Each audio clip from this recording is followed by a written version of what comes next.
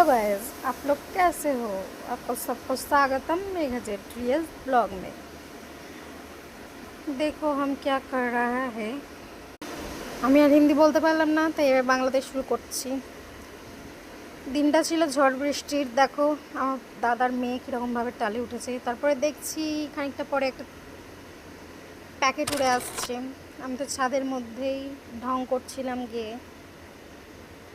আকাশটা পুরো কালো হয়ে গেছে। প্রচণ্ড ঝড় হচ্ছিল, প্রচণ্ড বৃষ্টিও হয়েছে। পরে দেখতে পাবে তোমরা, অনেকক্ষণ ধরে ঝড় হয়েছে, প্রায় 40-45 মিনিট ধরে ঝড়ই হয়েছে। দেখো পুরো আকাশটা কালো হয়ে, আকাশটা পুরোই মেঘলা হয়ে গেছে। এত মেঘ উঠেছে, প্রচণ্ড মেঘ উঠেছে, বৃষ্টি নেমে আসবে হয়তো খানিকের মধ্যে। আমার ছাদে আবার জামা কাপড় ছিল, সেগুলোকে নামিয়ে নিলাম। আমি তো ঘুমিয়েছিলাম, জানতেই পারিনি। মা ফোন করে বললো ডিউটি থেকে যে যা ছাদে জামা কাপড়গুলো নিয়ে আয়। দেখো কত ঝড় হচ্ছে।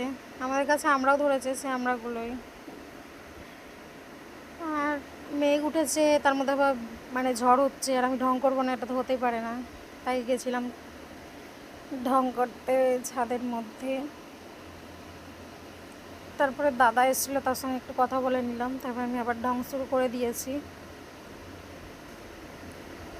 আমাদের গাছের আমড়াগুলো চলে এসছে ক্যামেরার মধ্যে, এত ঝড় হচ্ছে। আকাশ পুরো কালো হয়ে গেছিলো, এতটাই ঝড় বওয়াচ্ছিল।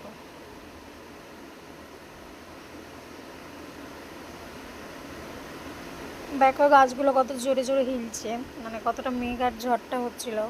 হাওয়া প্রচণ্ড বহাচ্ছিল হাওয়া। 2 দিন এত গরম ছিল, বৃষ্টি হওয়া স্বাভাবিক। দেখো কত কালো হয়ে গেছে আকাশটা।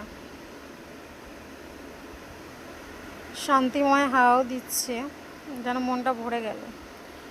তারপরে নিচে এসেছিলাম বৃষ্টি হচ্ছিল বলে। তারপর অনেক জোরে বৃষ্টি হয়েছে, প্রায় 1-1.5 ঘন্টা ধরে বৃষ্টি হয়েছে।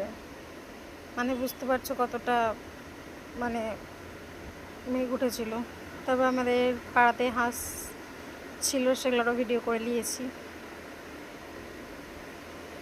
দেখো কত জল পড়ছে।